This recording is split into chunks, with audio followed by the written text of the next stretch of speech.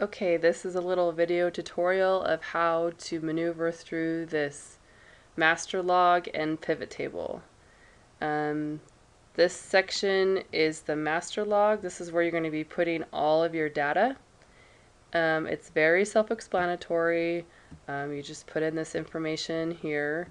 If I were you, I would not put AAAO because if you have just the numbers here, it's a lot better to do formulas and pivot tables and have exact information.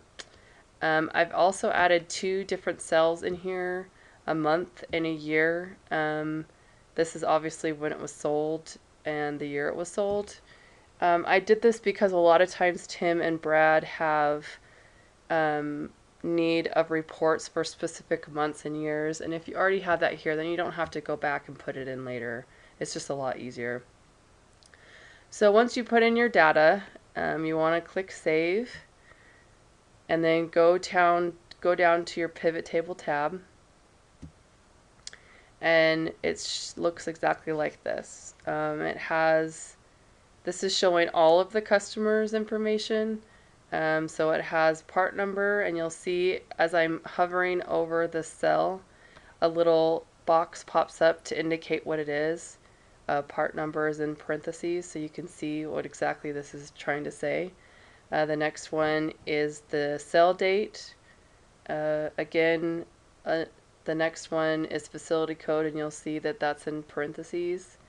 And the next one is number sent. I don't think you'll ever have need of all customers. You'll want to actually indicate a specific customer. So if you go and drop down this drop down box, you can indicate which customer you want to see. Let's do Harmony Gardens, and OK. And now it pulls up all of Harmony Gardens information. If you want to have more information on this, like everything that's listed on your master log, you would go down to the grand total.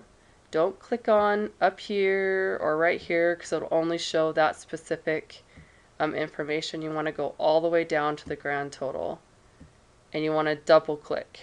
And once you do that, it'll pull up a new sheet on this file. I'll show you. So now, right next to the pivot report, you have sheet number 3, and it shows all of the accounts for Harmony Gardens. You can sort this and do anything that you want other than adding to it.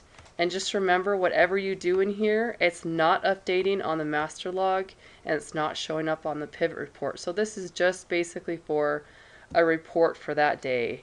And once you're done, I would suggest that you delete it. So in order to delete it, I'd go down to the tab, right click, and press delete. Now let me show you what you do when you're adding something. Let's do something for today. DEF Apartments. Facility code 25. Starting number 5,000. 1,000 cards. And again, it was sold in September of this year by Connie. Okay, so now once you've put that in, always again press save. Go to your pivot report. Remember, go into the data field, not out here, in the data field. Right click, refresh. Always refresh. That tells you exactly that you have what you have on here is what you've just done. So now you see that DEF Apartments is now listed. It's pulling the information from the master log. And that's the information we just entered in. You could see it was today, facility code 25, and the starting numbers. And again, if you want to have a total report of the DEF Apartments, go to grand total, double click, and there's your report. The other suggestion that I have is before you do anything, delete all of this off so that your report is actually correct. And